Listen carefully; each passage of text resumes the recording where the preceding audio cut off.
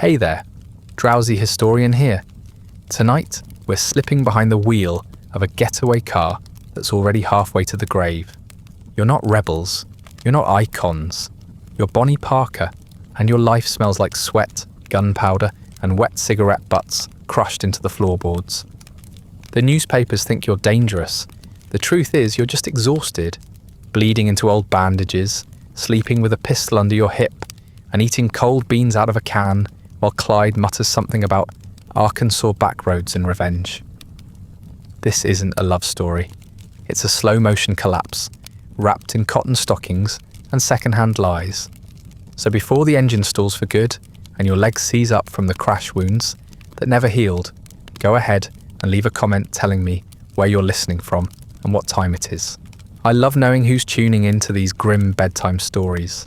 And if you'd like early access to these long, slow descents into historical misery, check out the Patreon link in the description. Now take a deep breath, maybe your last peaceful one, and let's begin. You're not anyone important, not yet. You spend most of your days in a small diner, pouring coffee for people who don't look up when they speak. Men in dusty coats, women with tired babies, kids who stir sugar into the ketchup and call it dessert. You've got lipstick in your purse and a half-finished poem in your apron pocket, and neither one is doing you any good. Your feet hurt, your dreams are vague, you're smart enough to know this isn't all there is, but not yet smart enough to know what comes next might be worse. When people talk about you later, they'll say you were wild, reckless, in love with danger. That's generous. The truth is you were bored, not reckless, just unfulfilled in a quiet, gnawing way that chews through your good sense before you notice. You read dime store novels on your lunch break and stare at the cars going past, trying to picture yourself anywhere else, somewhere with neon lights or velvet curtains, somewhere you don't smell like bacon grease and sour milk, somewhere you don't have to smile for nickels. You meet Clyde because the world is small and your standards are tired. He's not much to look at, not yet anyway. Just another boy with slicked back hair and something sharp in his grin. He talks like he's been places even though he hasn't, but he looks at you like he sees something that hasn't dried up yet, and that feels like oxygen. He smells like gasoline and chewing gum and a little bit of sweat, and he talks like the diner's walls can't hold him. Like the whole world is temporary. You find that intoxicating. You shouldn't. He doesn't ask you to run, not at first, it's slower than that. A few drives, some stolen time. He lets you hold the wheel, just for a stretch of road no one cares about. It feels like freedom. It's not, but you don't know that yet. You think he's clever, and he is in the way that rats are clever when they find a way out of the trap without springing it. You think maybe you're clever too, just for standing close to him. You tell yourself you're not the type to be fooled. You believe it. Everyone believes something at the beginning. There's a photo later, the famous one, where you're holding a pistol and pretending to be mean. People love that photo. They say it shows your spirit. But the truth is it was Clyde's idea, and the gun wasn't even loaded. You thought it was funny. You weren't trying to be infamous. You were trying to look like you mattered, like someone who could take the world by the collar and shake something good out of it. You didn't know the image would outlive you. You didn't know that eventually no one would care whether it was a joke. Your mama doesn't like Clyde. That's not surprising. Mothers know things. She sees it in your eyes. The way you've started pulling away from yourself, bit by bit, to make room for something you can't name yet. You stop writing poems. You stop combing your hair the way she taught to you. You start lying about small things. Where you went, what you did. Whether Clyde's been staying over. It gets easier every time. Guilt is like anything else, manageable with practice. People will say you were fearless. That's not true either. You were afraid of a lot of things, of being forgotten, of being ordinary, of waking up at 50 with hands that ache from scrubbing plates. And a man who only touches you when he's drunk. Clyde made you feel like that future could be avoided, or at least delayed. He had maps with nowhere to go, guns without plans, and promises that sounded like freedom, even when they were just escape. You didn't care if it was a trick. Sometimes it's better to believe the trick. He told you he'd never let them take you alive. That sounded romantic when he said it, like something from a film reel, like you were both too big for the world to contain. But later, much later, when the bullets tear through the car like paper, you'll remember that promise and wish he hadn't kept it. But that's far off, isn't it? For now, there's still lipstick and laughter. There are still nights in the back seat of a borrowed car, dreaming of places that don't exist and names that sound better than yours. You are not an outlaw yet. You're a girl in soft shoes with a fast heartbeat and a weakness for liars. You think this is the beginning of something grand, something daring, but it's really the start of a long, slow fall into a story you won't get to finish. And the worst part is, you already know that.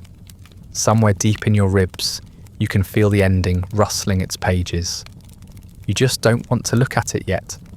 You don't remember what was in the till. Maybe $20, maybe less. The man behind the counter had a mustache that twitched when he got nervous, and Clyde pointed the gun a little too hard, like he was trying to convince himself it was real. You didn't have a job in this one. You were just supposed to wait in the car. But when the door flew open and Clyde came barreling out, like the world was on fire, you didn't hesitate. You slammed your foot on the gas like he showed you, and the tyres screamed like something dying. The car was junk, some rust-bitten Ford that coughed when it hit 30. You took a corner too fast and nearly clipped a fence. Clyde was laughing, that high, breathless laugh he does when he's not sure if he's excited or terrified. You were too busy sweating through your dress to laugh. Your hands hurt from gripping the wheel. Your mouth tasted like metal. This was supposed to feel like flight, but it felt more like falling. You didn't realize you were bleeding until later. Just a nick, somewhere on your ankle, probably from that shattered bottle you stepped on getting out of the car. You remember the sound of glass under your heel, the sharp sting that didn't even register at first because your heart was beating loud enough to drown out pain. When you finally looked down, your stocking was soaked and sticky. It wasn't the wound that scared you. It was the thought that you hadn't noticed it happen. Afterwards, you hid behind an abandoned gas station for hours, crouched in the weeds, while Clyde counted bills with trembling fingers. It wasn't enough to cover a week's worth of food, let alone new tyres or safe shelter.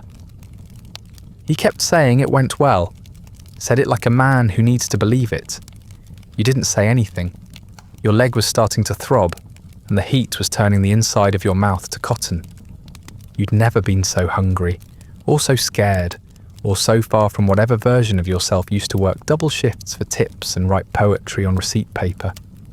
You thought it would feel cinematic. That's what you told yourself. That somewhere, music would swell, and the camera would pan wide, and you'd look out over the road with defiance in your eyes. Instead, you're crouched in the dirt behind a gas pump that smells like piss, trying not to throw up from the adrenaline. Clyde keeps looking over his shoulder, like the sheriff himself is going to materialize from the dust. You want to ask him what the plan is, but you already know there isn't one. There's just forward. Later that night, you soak your foot in a basin of cold water in a nameless motel that charges by the hour. The room stinks of mildew and cigarettes, and the bed creaks every time you breathe near it. Clyde wraps your foot in a strip of his shirt, the cleanest fabric either of you have. He says you were brave. You don't feel brave. You feel like a fool, in borrowed clothes with dirt under your fingernails and someone else's money in your pocket. The first getaway is the worst one, not because it's the most dangerous, though it nearly is, but because it's the one that breaks the spell. The idea that this will ever be glorious, that you'll ever be famous for something other than being desperate. You start to understand the real weight of it all. The hunger, the sweat, the endless ache behind your eyes. Every loud noise makes you flinch. Every siren feels personal. You sleep in pieces, jaw clenched, hand on a pistol you barely know how to use. The next morning you look in the mirror and you're surprised by your own reflection. Your hair's wild, your eyes are hollow, your lips are chapped, and your cheek is streaked with dried blood. You thought you'd look like a rebel, You look like someone who lost a bet. Clyde kisses your forehead like nothing's wrong, and you let him, because it's easier than asking questions. He tells you the next job will be smoother, that the first one is always messy. He says this like he's done it a dozen times. You don't ask if that's true. You wrap your wounded foot in a rag and shove it into a shoe that doesn't fit right anymore. You open a can of beans with a stolen knife and eat them cold. There's no music, no poetry, just the smell of rust and rot and the sound of tires on gravel as you move on to whatever's next. You're not running toward anything, just away from everything you left behind. The blood has dried, but the panic, that stays with you. No one warned you that outlaw life would smell like this. Not blood and gunpowder, though there's that too, but the smaller things, damp socks, burnt coffee, the sour tang of sweat that never fully dries. And rot, always rot, sneaking in at the edges. You live in rooms with peeling wallpaper and cigarette burns on the curtains. Sometimes the beds have sheets, sometimes they don't. Sometimes you sleep on the floor, because you're not convinced what's in the mattress is dead yet. You've stopped asking for clean towels. There are none. Clyde says it's temporary. Just a few more jobs, he promises. Just a little more cash. Then maybe you can head west, disappear into some town with more sun and fewer cops.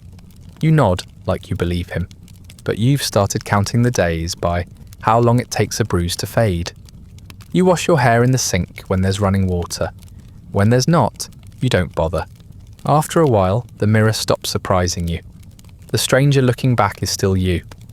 Just quieter, rougher around the edges, and limping a little more each day.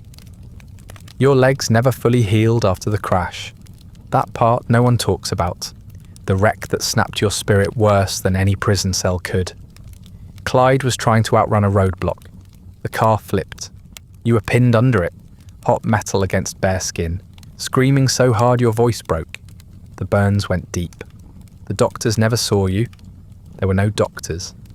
Just whiskey, a pocket knife, and some rags boiled in motel water.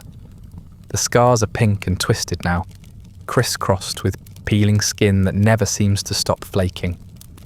Some days the pain's a low throb, other days it screams. Clyde does what he can. He cleans the wounds with shaking hands, like he's changing a tire in the dark.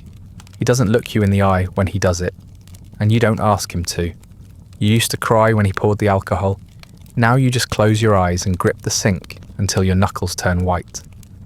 Screaming takes energy. Energy takes food. Food takes money, and money takes another job. It's a circle you can't escape, and your body knows it. You've started dragging one foot when you walk. You tell yourself it's just temporary. You lie a lot, even to yourself. The tub in this motel is rust-stained and chipped. It leaks slowly, with a sound like someone whispering nonsense through the walls. You sit in it anyway, because it's the closest thing to clean you've felt in days. The water goes from clear to grey in minutes. You watch the dirt lift from your skin, like it's trying to escape too. The burns sting when they hit the water. So does the graze from the last shootout, a bullet that skipped your thigh like a stone on a pond. It didn't go deep, but it didn't need to. Infection doesn't care how far it travelled. It only needs a door. You try not to think about how long you've been limping, about the way your stockings stick to your skin when the pus leaks through, about how sometimes, when Clyde's not looking, you bite your own hand to keep from whimpering.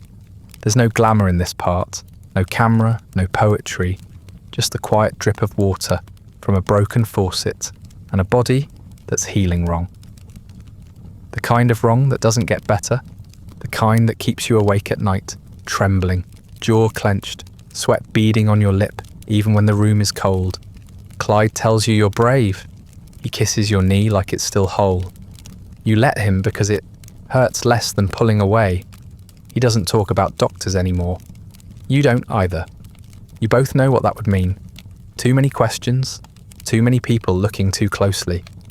So you bandage it again with one of his shirts, torn into strips. You laugh when you realise it's the same one he wore in your favourite photo. The one with the cigar. the one that made people think you were dangerous.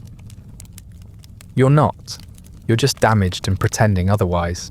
You don't sleep well. You toss and sweat and jerk awake at every creak of the floorboards. You dream about hospitals, clean white sheets, the smell of antiseptic. Then you wake up and smell mildew, and your legs are stuck to the blanket with blood again. And Clyde is already up, peeking through the blinds like the sun itself might have a badge. Some days you don't get out of bed. Clyde brings you stale crackers and kisses your forehead like that'll fix it. You chew the crackers slowly, because eating too fast makes you sick now. Your stomach's not what it used to be. The body keeps score, every bruise, every splinter, every night you went without food or sleep or safety. It all adds up. You've stopped caring how you look. You haven't worn lipstick in weeks. You can't remember the last time you brushed your hair. Your thighs are raw, your nails are cracked, you feel older than your mother. And still, you press on. Because there's no choice now. Because every road back has closed behind you, and every new motel room just smells like the last one. You didn't think much about food before. It was just there, something to pick at between shifts, something to complain about when the eggs were overdone, or the coffee tasted burnt.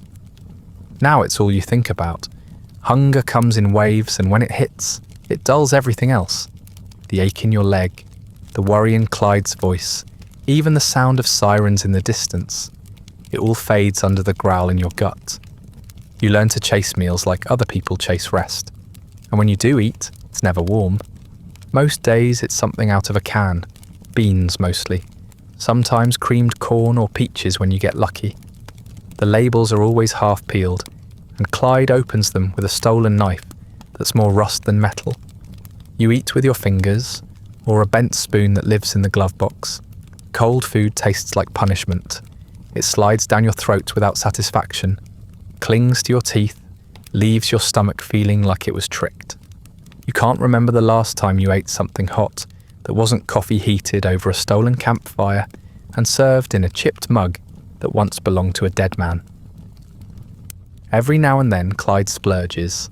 A gas station sandwich, a pack of jerky, but nothing ever tastes right. The bread is stale. The cheese is sweating. Even the meat jerky tastes like motor oil and dust. You chew it anyway, slow and careful, because there might not be another chance tomorrow. There usually isn't. Hunger makes you grateful for things you used to throw away.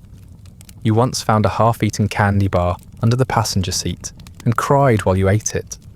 Not because it was sweet, because it reminded you of a life where people left food behind without thinking. Clyde doesn't eat much anymore. Says it slows him down. Truth is, he's scared the minute he puts something in his mouth, someone's going to come through the door. So he smokes more than he chews, lets the cigarettes kill his appetite while you chew your way through another tin of beans in silence. You hate the smell, but you don't say anything. At least smoke is warm. That's more than you can say for the food. You try to keep a stash in the car, cans rattling under the seat, a crumpled brown bag of hard candies, a jar of pickles that rolled its way into the trunk weeks ago. But it never lasts. You end up sharing with someone, a drifter, a kid, a cousin of a cousin who's too scared to ask for more. You're not heartless, not yet, but every time you give something away, you wonder if you'll regret it tomorrow. Generosity is expensive when your life is measured in calories. There's something especially cruel about eating in the dark. You huddle in the front seat with a blanket over your lap and a can in your hands. The metal's sharp where it's been pried open wrong. The wind whistles through the cracked window, and Clyde keeps the engine running just enough to drown out your chewing. You don't speak, you don't smile, you just eat, slow and steady, like you're fueling a machine that might need to run again before morning. You finish the can, wipe your fingers on your skirt, and try not to think about what you just swallowed. In better times, if you can even call them that, you'd pull over by a creek or behind a barn, stretch out a blanket, pretend it was a picnic. Clyde would lay out whatever you had and say it was just like camping. You'd laugh, even if the bread was mouldy and the milk was warm. It's not like that now. There's no pretending left. You eat in silence, shoulder to shoulder in rooms that smell like mildew and gun oil. The only sound is the scraping of tin and the occasional slurp of something you're too tired to taste. You've forgotten what full feels like, not just satisfied, actually full. The kind of meal that makes you sit back and sigh. Everything you eat now just takes the edge off. You dream of biscuits, warm ones, soft and buttery, with jam that drips down your chin. But even in the dream, you wake up before you taste them. Clyde dreams of steak sometimes, says it out loud in his sleep. A ribeye, mashed potatoes, maybe some pie. Then he wakes up, lights a cigarette, and doesn't say anything at all. You once tried to write a poem about hunger, about the way it empties more than your stomach, how it carves out your pride, your patience, even your memory. But the words didn't come. They never do anymore. All you could think about was the can of peaches you left behind in Arkansas, hidden under a floorboard. You still wonder if it's there, if someone else found it, if they ate it cold like you would have, with sticky fingers and a desperate smile. You used to like reading about yourself. When the first articles came out, you cut them from the paper and folded them into your bag, like souvenirs from some version of your life where you were important. Lovers on the run, the devil's sweethearts, Barrow Gang strikes again. They made you sound like a character in a dime store novel. Dangerous, seductive, fast. Not a woman with cracked heels, bad breath, and blood in her socks. Not a woman with rot on her thighs and dirt under her fingernails. Not someone who still cries when she thinks no one can hear. The headlines say you're wicked, that you laugh while you shoot, that you drink moonshine by the gallon and toss dynamite like party favours. You want to laugh at that, but it's not funny anymore. You did fire a gun once, twice maybe, but you didn't hit anything. You never liked the sound. It's too sharp, too final. Clyde always said you didn't have to pull the trigger to be part of the job. That just being there was enough. And it was. You were part of it. You won't lie to yourself about that. But the papers don't want the truth. They want a story they can print in bold. They don't mention the quiet parts. They don't talk about the morning you watched a man bleed out behind a barn, his mouth open like he wanted to say something, but never did. They don't mention how Clyde sat down afterward, put his face in his hands, and didn't move for half an hour. Or how you just stood there, not knowing what to say, stomach hollow and legs shaking. They don't talk about the time he sobbed into your lap because he thought he'd killed a kid. Turns out the boy lived barely, but that didn't undo the sound Clyde made that night. You still hear it sometimes. Some reporter once called you a pistol-packing vamp with lipstick as red as blood. You clipped that one too, not because you liked it, but because in a way, it was the only thing that made you feel real. The lipstick part was true. You wore it even when you had nothing else. Even when your burns throbbed and your clothes smelled like mildew. You'd smear on that cheap red, look in a cracked mirror, and remind yourself that you were still here, still a person, still someone with a name, not just a ghost in someone else's headline. You used to write poetry, real poetry, not the kind people laugh at in bars. You wrote about hunger and heat and love and Texas skies, about the ache in your bones when the road stretched too long. You wrote about Clyde too, back when you still believed he could get you out of this. Back when he still kissed you like he meant it. You stopped writing a while ago. It felt useless. What's the point in writing things no one will ever read? The papers never print your poems, just your rap sheet. The worst part is knowing they're not even afraid of you. Not really. They're afraid of the version of you they made up. The one with the dead eyes and the trigger finger. The one who lights cigarettes with stolen bills and shoots sheriffs for fun. That woman doesn't exist, but she's more useful than the truth. She sells more papers. She justifies more bullets. The real you, the girl limping through another state line with burns on her leg and crackers in her coat pocket. That version is too sad to print. Clyde says it's better this way. That if people fear you, they leave you alone. But you don't want fear, you want to be seen. You want someone to understand that you're not made of stone, that you still cry when it hurts, that you still think about your mother, that you still wonder how your life might have looked if you'd married that boy from back home who fixed watches and smelled like soap.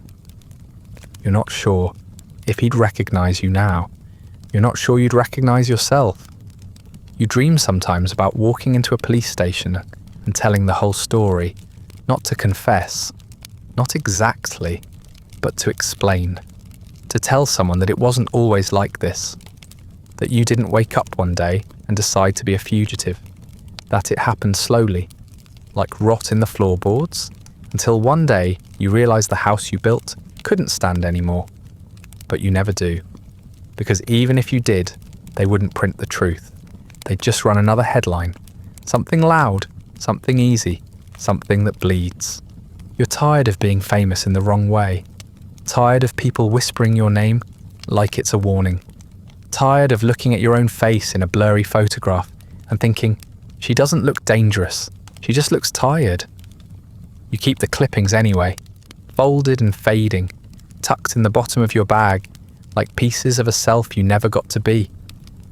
Some nights, when Clyde is asleep and the wind sounds like it's trying to say something, you read them again, not because you believe them, but because you want to remember what it felt like to be important, even if it was all a lie. The car always feels heavier after a job. Doesn't matter what you're carrying, a sack of stolen bills, a box of ammo, a body wrapped in a stolen blanket, it all pulls the back end of the car toward the ground, like something trying to bury itself. Sometimes you wonder if the weight is real, or if it's just guilt reshaping gravity. You tell yourself, it doesn't matter. You keep driving anyway. The first time someone died because of you, it wasn't even your bullet. Clyde fired. You were outside sitting in the driver's seat, engine running, trying to keep your hands from shaking. You didn't see it happen. You just heard the shot, loud and sudden, like a door slamming shut on a life.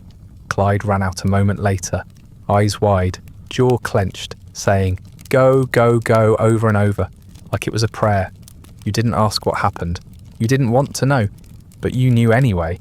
Later, he told you the man reached for something, maybe a gun, maybe just a wallet, maybe nothing at all. Clyde said he had no choice. You nodded, even though part of you didn't believe him. But what were you supposed to say? Let's go back and check. Let's turn ourselves in. You kept driving, and when you finally stopped, when the adrenaline wore off and the shaking started, you didn't cry. You just stared at your hands and wondered when they stopped looking like yours. Sometimes the blood comes with you, on your shoes, on your clothes, on Clyde's hands when he forgets to wash them right away. It dries quick in the heat, but it sticks in the creases of your skin. You smell it later, hours after the job's done, long after you've changed your clothes. You catch it in the folds of the seat, in the sweat on your neck, in the air between you and him. You can't scrub it out. Not really. It always comes back like rust bleeding through old paint. You start noticing things you didn't before. The sound bodies make when they fall. The way blood pools, slow then faster, like it realises what's happened, a second too late. The silence afterward is the worst. It's not peaceful. It's not clean. It's thick and ugly and loud in its own way. Sometimes Clyde turns on the radio after a job, just to have something to fill the air. He hums along to a song like nothing's happened, and you sit there pretending you're somewhere else. Someone else, anyone else. There was one time you thought the man might still be alive. He was breathing, barely. You saw the rise and fall of his chest while Clyde rifled through his pockets. You wanted to say something. We should help him. We can't just leave him here. But the words stayed in your throat like stones. Clyde said he wouldn't make it, that it was cleaner to leave now, that staying would only get you both caught. You nodded again. You always nod. Later, when you close your eyes, you see that man's face, his mouth open, like he was about to speak. You'll never know what he was trying to say. Once it was a friend, or something like one, a boy who rode with you for a while, cracked jokes, gave you a candy bar he'd been saving. He got shot in the stomach during a job gone sideways. You loaded him into the back seat, and he died somewhere outside Tulsa with his head against your arm. You didn't bury him. There was no time. Just left him in the ditch with a blanket over his face. Clyde said he wouldn't have wanted a fuss. You sat in silence for miles afterward, chewing your cheek until it bled. Even when the car's empty, you feel the weight. Like the ghosts don't want to get out. Like they've buckled themselves in, arms crossed, judgment thick in the air. You try not to think about their names, but you remember them anyway. You remember what they wore, how they smelled, how warm they were, even when you touched them for the last time. No one tells you that about the dead, how warm they stay for a while. It makes it harder. It makes it real. You don't talk about it with Clyde. He changes the subject, lights a cigarette, says it's part of the life. You nod again, always nodding. But part of you wonders if he feels it too. That pull in the back seat, like something's riding along even when you're alone. Some nights, when the car's quiet and the moonlight hits the windshield just right, you think you see someone in the rearview mirror. Just for a second, you never turn around. You already know what's there. You stop pretending this will end well. That fantasy wore off somewhere back in Oklahoma. Maybe the third time you woke up to Clyde standing at the window, pistol in one hand, curtain clenched in the other, whispering, "Did you hear that?" The truth is you always hear it. Footsteps that aren't there. Voices just under the hum of the radiator. Engine sounds when no one's coming. Your nerves are so fried you flinch at your own reflection in the motel mirror. You sleep in shifts now, 2 hours at a time, boots on, hand near your gun, like that'll help when the door finally gives. The knock, if it ever comes, won't be a warning. It'll be the sound that comes after you've already been spotted, already been surrounded. That's how it always is in the stories. When the knock hits, you're already dead. You know that, so you dread it in silence, muscles coiled tight, waiting for the sound of splintering wood. Every creak of the floorboards could be the last thing you hear before everything goes red. You stopped looking at maps weeks ago. There's no safe place left, no route that doesn't end in a ditch or a line-up, or a headline with your name under it. Every town feels the same now. Too quiet, too suspicious, like the walls are leaning in to listen. You scan the sidewalks like a soldier, noting every face, every turn of a head. You know the shape of a badge under a jacket, the way a shopkeeper's smile shifts when they recognise you. Clyde keeps telling you to relax, that no one recognises anything unless it's printed in black and white. But your face has been printed. Yours and his. Posters, newspapers, warnings nailed to the walls of post offices and gas stations. Armed and dangerous. You wish you felt dangerous. Mostly, you just feel watched. You used to keep track of where you were. Names of towns, counties, highway markers. Now you don't bother. They all blur together anyway. One long stretch of gas stations, dusty windows, and motels that charge extra if you ask for a second blanket. You know better than to use real names at check-in. Clyde's gone through a dozen aliases this month alone. You don't even look at the clerks anymore. Just keep your head down, count the steps to the exit, memorise the number of locks on the door. You stopped writing in your notebook. It used to be a comfort, a way to put your fear somewhere else. Trap it between lines of poetry, so it wouldn't sit in your stomach all night. Now the words won't come, or maybe they do, and you're just too tired to catch them. You think in half-formed phrases, metaphors about traps and sinking and wolves that circle slow. You never finish the thoughts. The fear eats through the language before you get to the rhyme. Frank Harmer's name comes up more and more. Used to be a rumour, a maybe, a whisper in a truck stop bathroom. Now it's fact. You saw a paper someone left behind at a diner in Shreveport. Ex-Ranger Hamer, hired to hunt Barrow Gang. Clyde tried to play it off, said Hamer was just a washed-up cowboy looking for a paycheck, but his jaw got tight when he said it, and he didn't finish his coffee. You didn't either. You left $1 on the table and walked out before the waitress could come back. Harmer isn't like the others. He's not some bumbling sheriff with a borrowed gun and a grudge. He's a tracker, patient, quiet, the kind of man who doesn't say much but still gets what he wants. You don't know his face, but you know what he represents. He's the end of the road dressed in a suit. You've seen too many movies to believe you'll outdrive someone like that. Clyde keeps saying he'll handle it, that if it comes down to it, he won't let them take you alive. You nod again. What else is there to do? You start second-guessing everyone. The man who stares too long at the grocery store, the kid at the gas station who runs to make a phone call the second you leave, even the woman who gave you a blanket once. You wonder if she kept it because she wanted to help, or because she wanted your scent for the cops. It makes you mean. Paranoid. You snap at Clyde more. You don't trust waitresses, don't trust windows, don't trust sleep. You don't even trust your own instincts anymore. Fear has chewed them to pieces. Some nights, you pack your things in silence, heart pounding, sure you'll have to run again. Then nothing happens, no knock, no sirens, just silence, but even that feels suspicious now. Like the world's holding its breath before the fall. You sit on the edge of the bed, with your boots unlaced, eyes on the door, wondering if this is the night. You stopped hoping for peace a long time ago. Now you just hope the end isn't slow. Clyde holds your hand like he's anchoring himself to something solid, something that won't disappear when the tires blow or the money runs out. Sometimes you'll let him. Sometimes you even squeeze back. It's not affection, not really. It's more like routine, like muscle memory. You've been holding hands for so long that it would feel strange not to. That doesn't mean it feels good. It just means you don't know what else to do with your fingers anymore. You used to think it was love.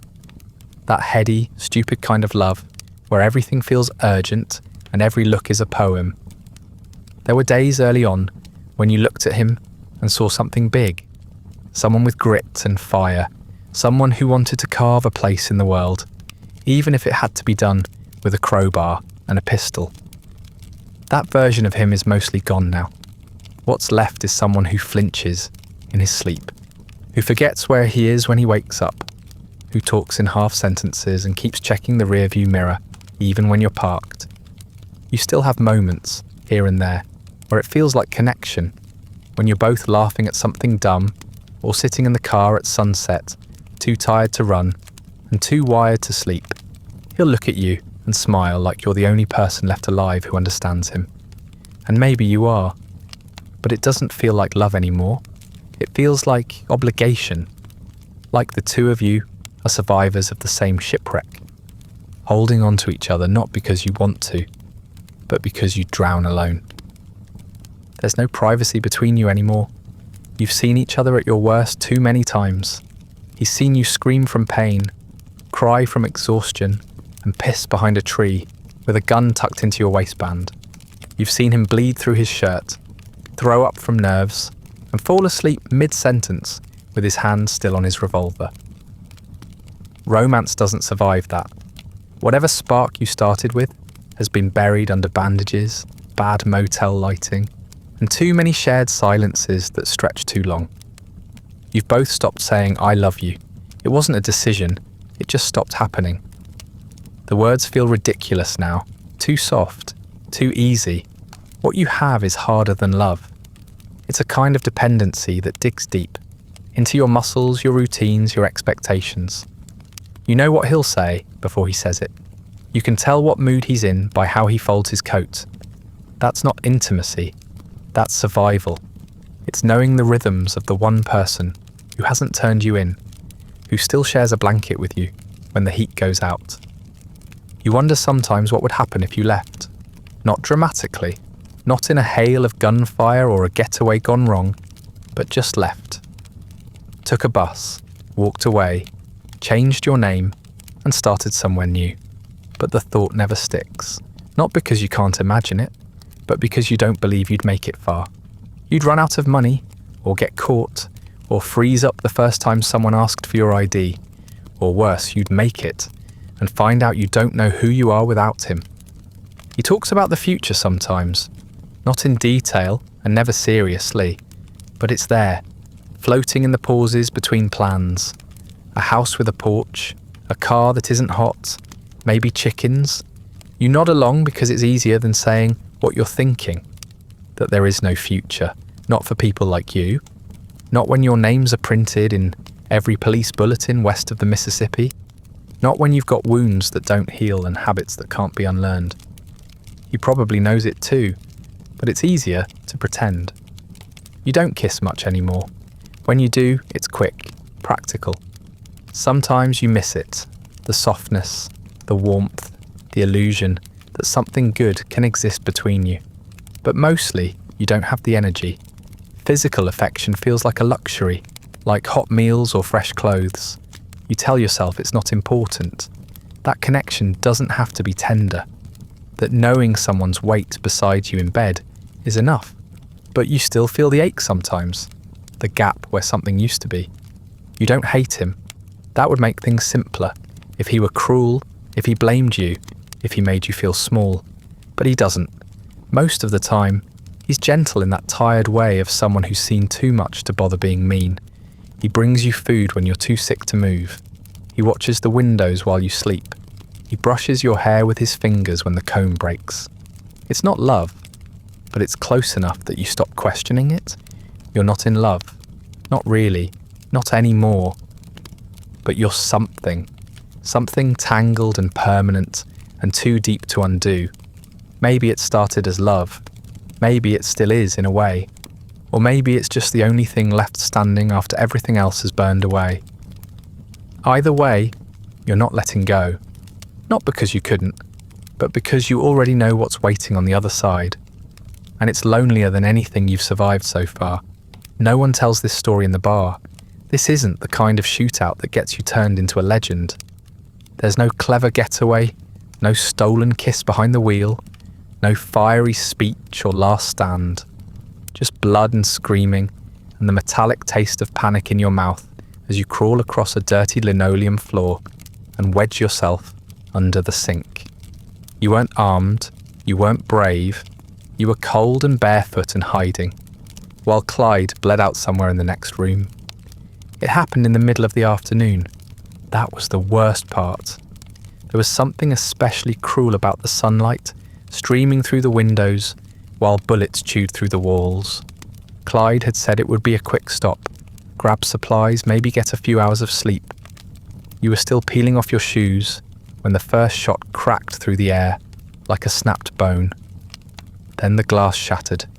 Then everything turned into noise and dust and motion you couldn't follow. You didn't see where the bullets came from. You never do. 1 second, the world is still. The next, it's a war zone. You drop to the floor without thinking, just like Clyde taught you. Crawl, stay low, don't scream. You did all of that. You kept your head down and your mouth shut while gunfire ripped apart the room around you. A lamp exploded near your ear. Something, maybe plaster, maybe shrapnel, sliced open your shoulder. You didn't even feel it at first. Your ears were ringing too loud. Clyde shouted your name once, just once. Then he was groaning, a wet, ragged sound that made your stomach flip. You couldn't see him, couldn't tell how bad it was, but the way he kept cursing, soft, slurred, furious, told you enough. He was hit, probably more than once, and you were useless, pinned behind a cabinet, gripping a kitchen knife that wasn't going to stop anyone. You remember thinking about your mother, not because she could help, but because you wanted to say sorry. For everything. For how far you'd fallen. For the life she wouldn't recognise. The shooting didn't last long. It never does. Maybe 2 minutes, 3 at most. But time stretches when you think every second might be the one that tears your head open. When it finally stopped, the silence hit hard, like a slap. All you could hear was Clyde breathing in short, sharp gasps and something dripping. Blood or water, you weren't sure. You waited a full minute before moving, then another. Then you crawled out, shaking like a leaf, legs barely working. Clyde was slumped against the wall, one hand clutching his stomach, the other still holding his pistol. His face was grey. His shirt was soaked through. You dropped the knife and pressed your hands over the wound without thinking. There was so much blood, too much. It pulsed between your fingers, sticky and hot, and you could feel him twitch every time you moved. He tried to say something, but it came out as a cough. You told him to shut up, told him to breathe, told him it wasn't that bad, even though you were already thinking about where to dump the car if he didn't make it. You stayed like that for what felt like hours, just the two of you, blood pooling under your knees, the air still sharp with gunpowder. Eventually, you managed to drag him to the car. You don't remember how. Your body did what it had to do. You found towels in the trunk, pressed them to the wound, drove with one hand while holding pressure with the other. Your vision kept going blurry. Not from tears, from pure animal fear. He didn't die, somehow. You found a woman who owed Clyde a favour, the kind of woman who didn't ask questions, and kept a bottle of whiskey and a sewing kit under her bed. She stitched him up, gave you a blanket, and said you both looked like ghosts. You didn't answer. You just stared at your hands, still stained red, and wondered how long it would take before they stopped shaking. You don't talk about that day. Not with Clyde, not with anyone. It wasn't glorious, it wasn't cinematic. You hid under a sink while the man you supposedly loved screamed in pain. That's not the kind of thing you put in poems. That's the kind of thing that keeps you up at night, listening for footsteps, waiting for the next door to break open. Every outlaw has stories they like to tell, stories that make them sound bigger, meaner, smarter. This isn't one of those. This is the story you carry in your bones, in the silence between conversations, in the way you flinch when someone slams a cabinet too hard. This is the story that makes you wonder, when you look in the mirror, if you're still you, or just whatever's left after the cowardice is carved out, and the fear has nowhere left to go. There's one photo of you that people seem to love. You're holding a cigar, tilted at an angle, mouth curled in a smirk that barely looks like you now. One leg is cocked forward, and the pistol in your hand is pointed down, like a joke version of a bandit. Your hair is done up nice, your lipstick's clean, and your dress doesn't have any holes in it. The pose was Clyde's idea. You didn't even smoke cigars. But you thought it was funny. A little moment of play acting, like dressing up for a costume party neither of you had been invited to. You didn't know it would follow you like a shadow. Back then it still felt like a game. The headlines weren't personal yet. The wanted posters were just curiosities. People in town would squint at the photos and say, "Well, that doesn't look like her," and you'd laugh from the front seat of the car, parked a block away. You thought the whole thing was surreal, a strange, glamorous version of someone else's story that you'd stumbled into by accident. You didn't think it would last. You certainly didn't think you'd end up dying for it. Now when you see that photo, and you still do, in newspapers left behind or pinned to bulletin boards in gas stations, it doesn't look like you. It looks like someone trying to look dangerous. Someone who still had skin unscarred by fire. Someone who could walk without help. Someone who smiled with her whole face. You don't smile like that anymore. You don't smile much at all. And if someone took a photo of you now, you know what they'd see. A gaunt face, hair matted with dust, a mouth too tired for charm, eyes like old glass.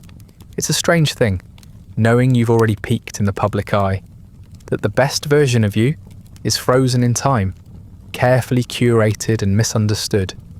You've become more symbol than person, more headline than girl. The newspapers call you gun moll, bandit queen, killer sweetheart. They print the same handful of photos like holy relics. Never mind that you haven't looked like that in months. You could be dead already, and no one would know the difference. They'd still be printing that photo.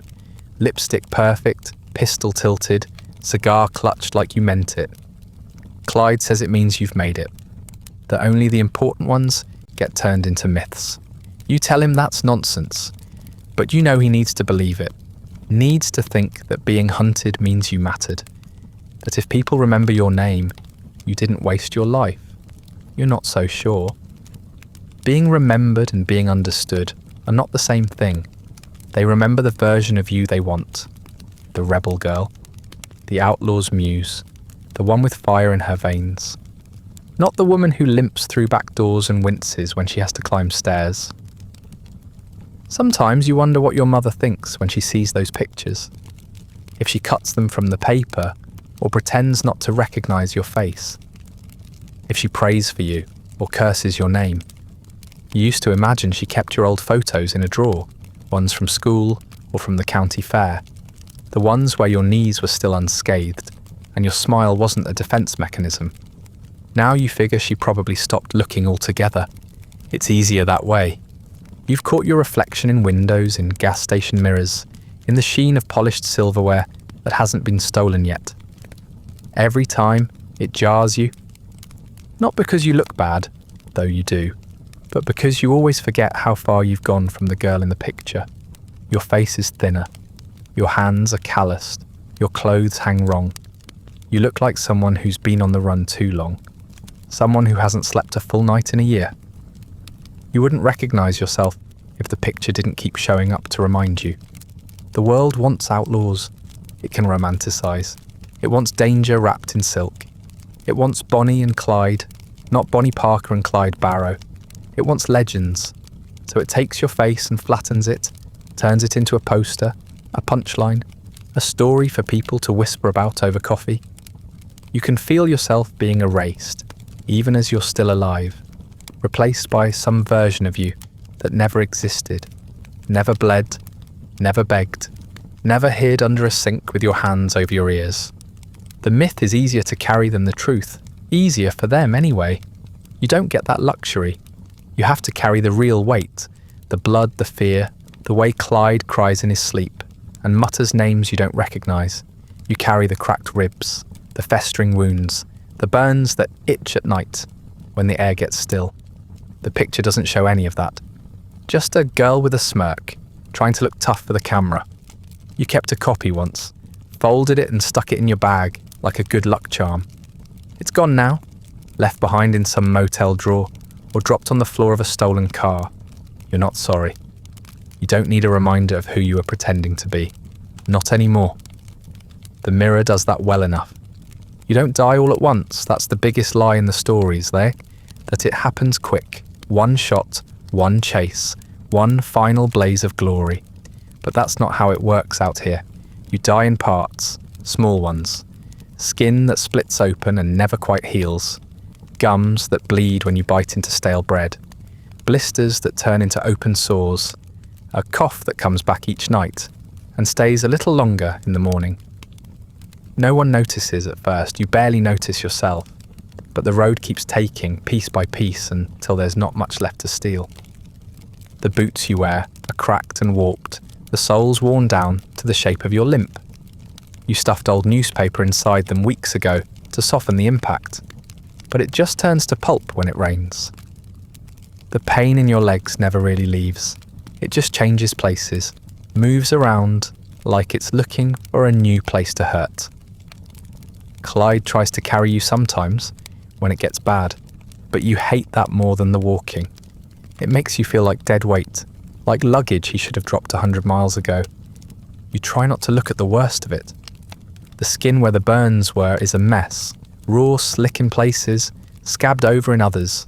You bandage it when you can, but there's never enough clean cloth. And the stuff you do have smells like mildew before it even touches you. You tried using whiskey once, nearly passed out from the pain. It bubbled and frothed like you were cleaning a rusted pan instead of a person. Clyde said it meant it was working. You didn't have the strength to argue. Your teeth have started to ache. One in the back is loose. It throbs at night and stabs sharp when you chew. You try to favour the other side of your mouth, but eventually that starts to hurt too. Clyde offered to pull it once, said he'd seen it done before. You told him to keep his hands to himself. The idea of him holding a pair of pliers and hovering over your mouth made you more afraid than any lawman ever has. So you keep the tooth, you name the pain.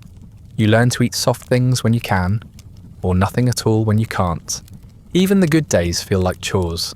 The car breaks down more often now. Belts snap. Tyres go flat. Sometimes you push it to the edge of a gas station lot and pretend like you just arrived.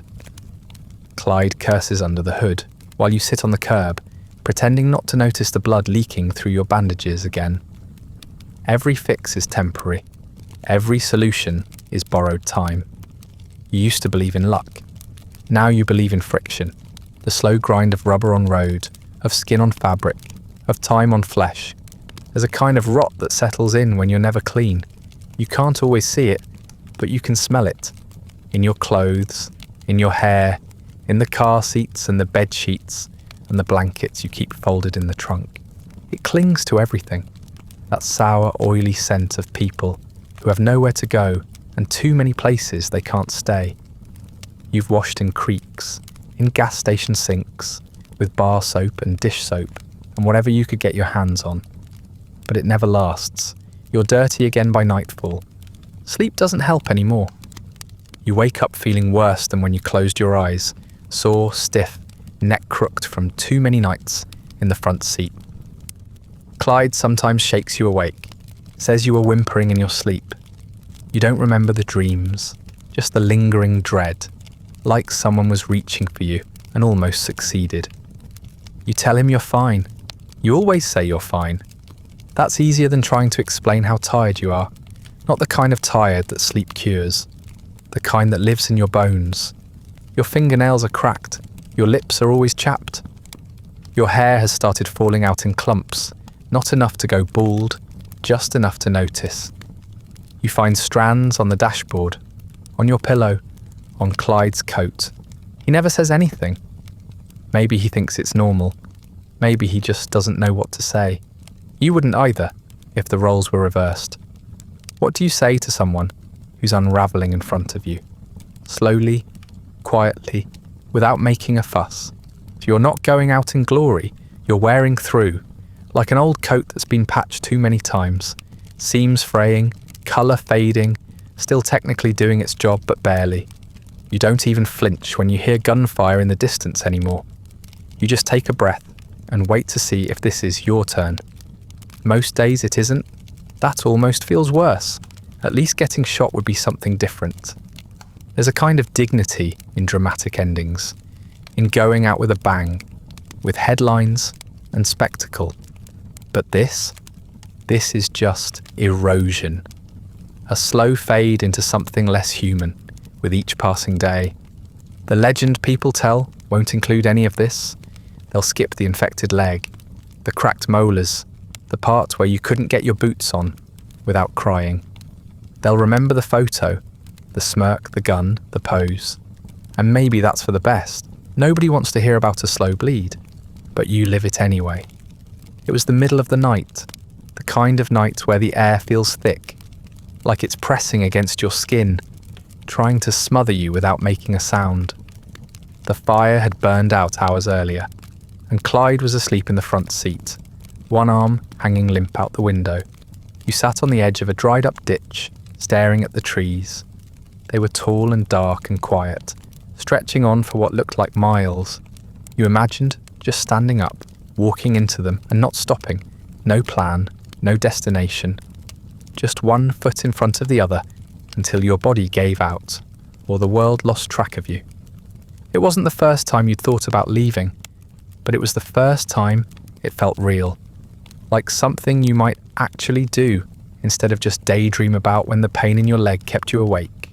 Or when Clyde lit another cigarette and didn't offer you one. You didn't hate him. That was the problem. It would have been easier if he'd hit you, cheated on you, left you stranded in some gas station with empty pockets and a busted knee.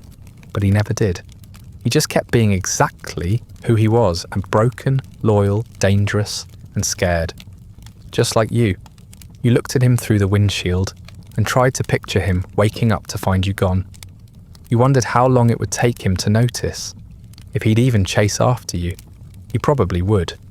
But not out of love, out of habit, out of panic, out of fear that without you, the whole thing would come undone. You were the glue, or at least the last thread holding it together. That's how it always felt. Like if you left, he'd fall apart.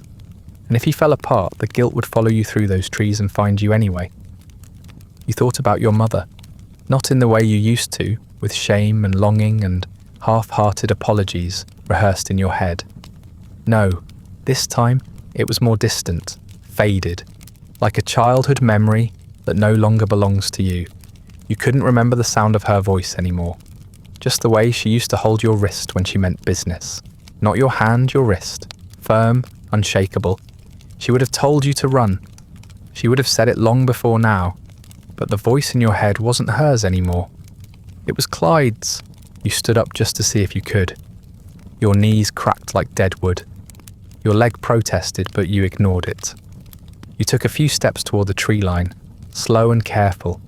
It wasn't far, maybe 40 yards, but it felt like another country.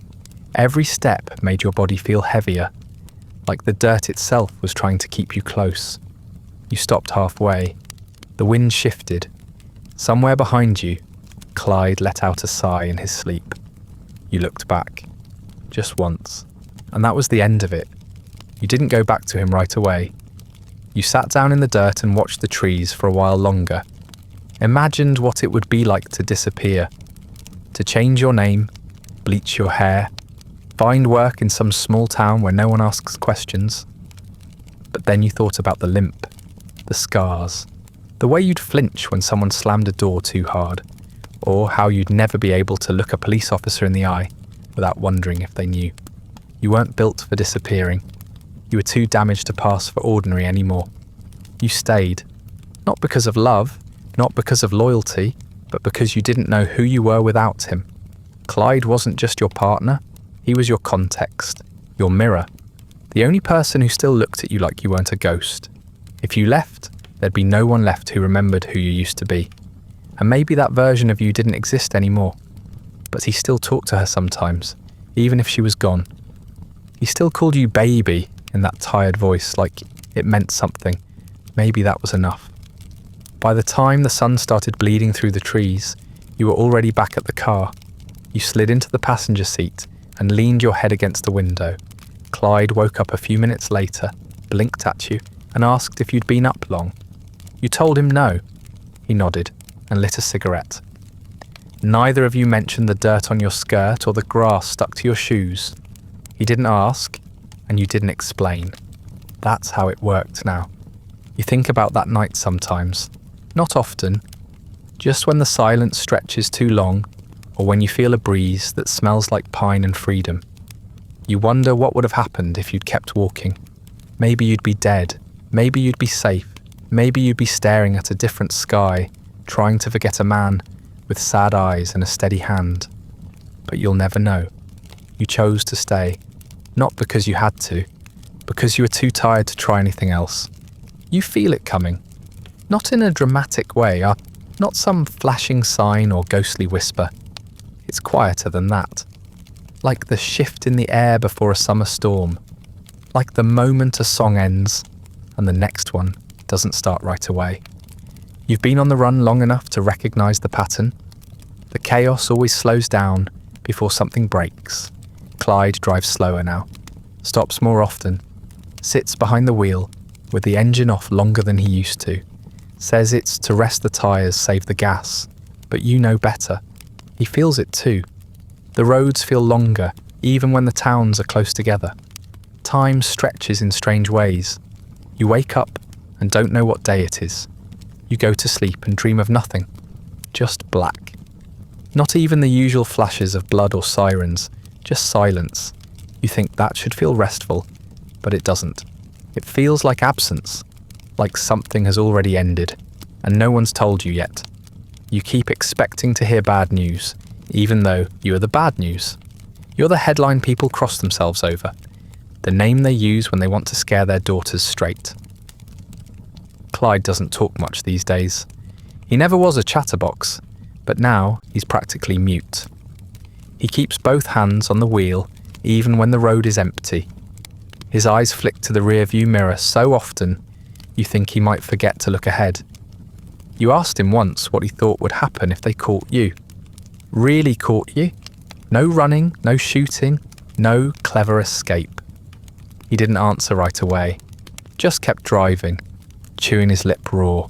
When he finally spoke, he said, "They'll make a show of it." That was all. Then he turned on the radio. "You think of your mama more than you want to admit.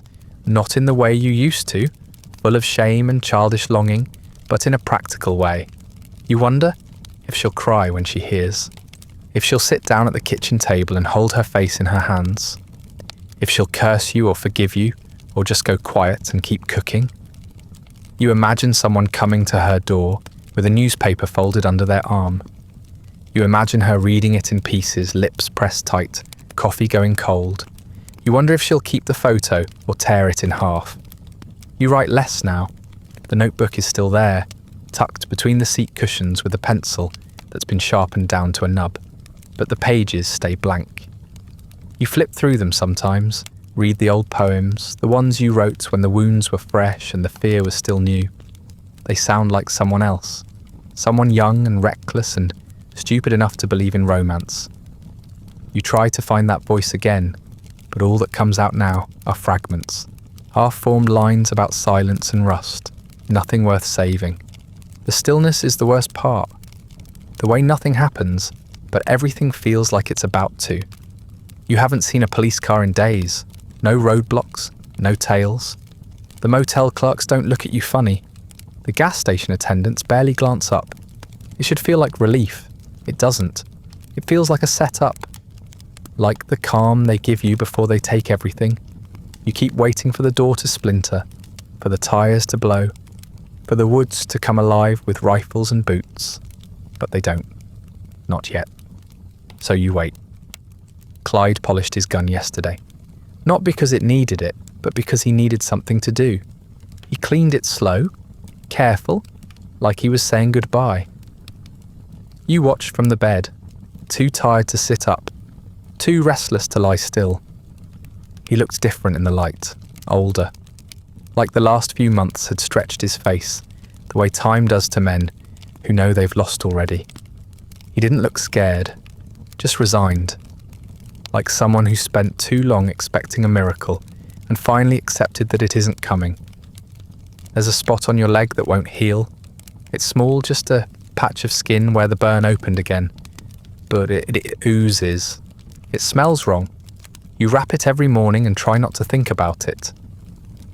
That's the new rhythm. Change the bandage, eat whatever you can stomach. Stare out the window, wait. Some nights you sleep through, but most nights you don't. You lie awake, counting your heartbeats, wondering if this is the last safe place you'll ever see. And if it is, whether that would be such a terrible thing. You've stopped making plans. There's no point.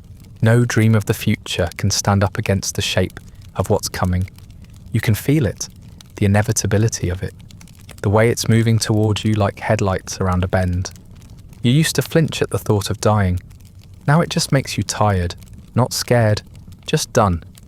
Like reaching the end of a long walk and realizing you don't want to take another step, no matter what's ahead.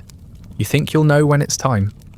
Not because of anything dramatic, not because of a sign, just a shift, a glance, a silence that's too long. You'll take one last look at the sky, too wide, too blue, too peaceful for what's coming, and you'll know. And when it happens, it'll be quick. You hope so, because all the dying you could handle, you've already done that. The rest is just cleanup. There's no warning, no slow build, no dramatic swell of music or final moment of clarity. It just happens.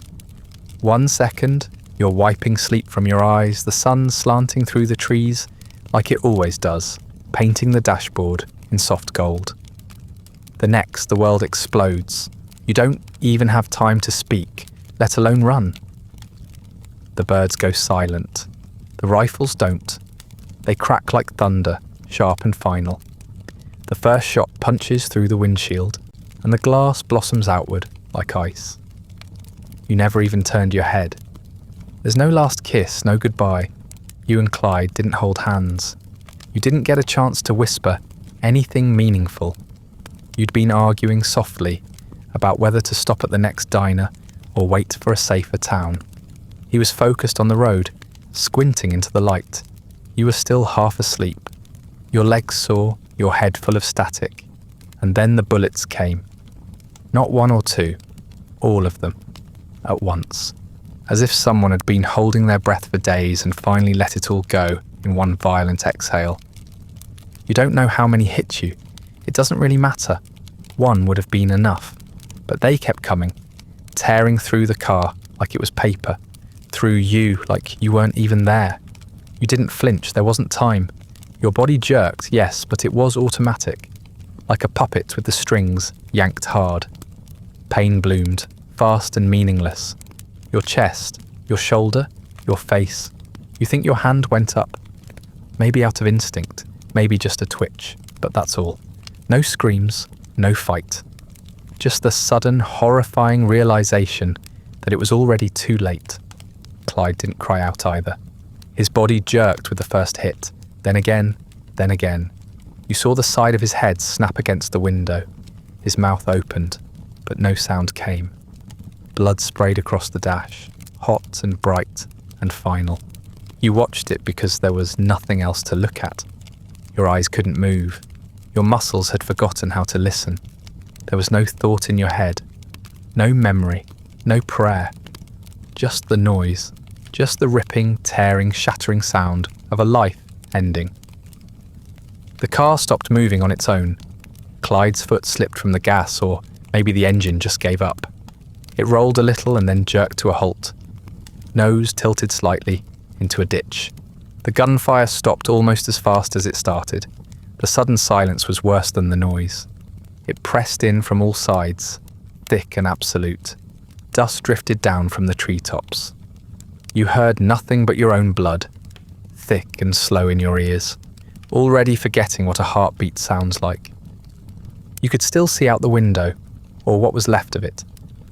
The glass was gone, just jagged edges, streaked with red. Through it, the sky looked too blue, too peaceful. It should have been raining, or dark, or anything other than that soft, perfect morning light. But it wasn't. It was a beautiful day in Louisiana, and your body was cooling by the second. They didn't rush in right away. They waited. You can't blame them. They'd seen what you could do, what Clyde could do. They weren't taking chances. You think someone shouted your names, maybe not even to confirm death, just to hear the sound, just to fill the quiet. No one answered. Of course no one answered. They crept closer eventually. Boots on gravel, a click of metal, the rustle of grass under cautious steps. You were already gone, but they checked anyway, poked through the wreckage, looked at what was left of your face. Someone whispered, "Jesus." Someone else lit a cigarette. Maybe the same way Clyde used to, with shaking fingers and a distant look in his eyes. They pulled your body out first, carefully, but not gently, the way someone handles a package that might still be ticking. You were lighter than they expected. You always were. They laid you on the ground, like a question they weren't ready to answer. Clyde followed, limp and slumped, still gripping the steering wheel, in death like he was trying to drive away. You don't get to see what happens next. That part belongs to someone else. The headlines, the photos, the crowd that comes to gawk, the people who touch the bullet holes in the car like relics, the stories that twist themselves into something cleaner, sharper, easier to tell. You don't hear the men pose for photos. You don't hear the laughter. You don't hear the words justice or finally or good riddance. You've already gone quiet, and that's the worst part. Not the blood, not the pain, not the way your body jerked with every round. It's the stillness that follows, the slow drift of dust in the air, the way the birds return, cautious and soft, as if death were just a passing storm. It's the peace that doesn't feel earned, the end that comes without ceremony. No final line, no exit music. Just a body in a ditch and the sound of nothing. They put the car on display for a while. The same Ford you died in, riddled with bullet holes, soaked through with blood that had already gone dark by the time they dragged your body out. People came from towns you'd never heard of to gawk at it. Mothers lifted their children up so they could see the holes in the doorframe. Men tapped the glass with their knuckles and whistled through their teeth. Cameras flashed. Nobody cared that the seat still smelled like copper and gunpowder, that the dashboard was still sticky with what used to be you. They called it a spectacle, a warning, a piece of history. Your body didn't get much better treatment. They laid you out where anyone could see you. Someone even propped your head up for a photo. Clyde too. You both looked half human by then. Too much damage to seem real, too much silence to look like sleep. People lined up to stare. Some cried, some spat. A few tried to steal locks of your hair, scraps of your dress. One woman pressed her fingers to your cheek, like she expected you to wake up and ask for a cigarette. You didn't. They say you became a legend, that your story spread like fire through the newspapers, through pulp novels and radio shows, and half-true confessions. You were famous in death in a way you never managed to be while you were still breathing. That's what they always say about people like you, that dying made you bigger, that the bullets turned you into something eternal. But that's not the truth. The truth is, you were easy to package, easy to turn into something people could understand in one sentence. Lovers on the run, gun-crazy kids, the devil's sweethearts. They made poems out of you, short ones, rhyming ones, the kind you used to write before your hands shook too badly to hold a pencil. Most of them got the details wrong. They put you in red dresses you never owned, gave you diamonds you never wore, made you glamorous, tragic, dangerous. They made you into something neat. But you were never neat. You were messy and bleeding and tired and sore. You were a girl in love with the wrong direction, clinging to the only person who knew what kind of hell you were already carrying. Some people say you deserved it, that you had it coming. They point to the banks, the blood, the bodies. They forget the parts where you starved, where you begged for mercy and didn't get it, where you cried while Clyde pressed bandages to your burns and kissed your forehead like it meant something. They forget the infections, the sleepless nights, the cracked bones, and the prayers that never reached anyone. Because that's not legend material. That's not marketable. The car still bleeds. They try to clean it, but it never really comes out. The seats stay stained, the floorboards warped. Time doesn't fix it. People run their fingers along the bullet holes and say things like, "Can you believe it?" But none of them picture what it sounded like inside, what it smelled like, what it felt like to be inside that moment, to die with your eyes open and your mouth half formed around a thought that never got spoken. Your mother got the news in pieces. First the headline, then the photos, then the calls from reporters asking for quotes. She didn't cry in public, but she stopped hanging laundry outside for a while, stopped sitting on the porch. Some neighbour said she looked thinner, like someone had scooped something out of her that would never grow back. You wonder if she kept any of your poems, or if she burned them one by one, hoping the smoke would carry some part of you home. Clyde's name stayed next to yours, even after death. That's what people remember. Bonnie and Clyde. Never just Bonnie, never just Clyde. You're one long syllable now, like a gunshot. No space between you, no air, just a story told over and over until it stops sounding like it happened to real people. They turned your faces into merchandise, pinned your memory to postcards, framed your deaths in diners.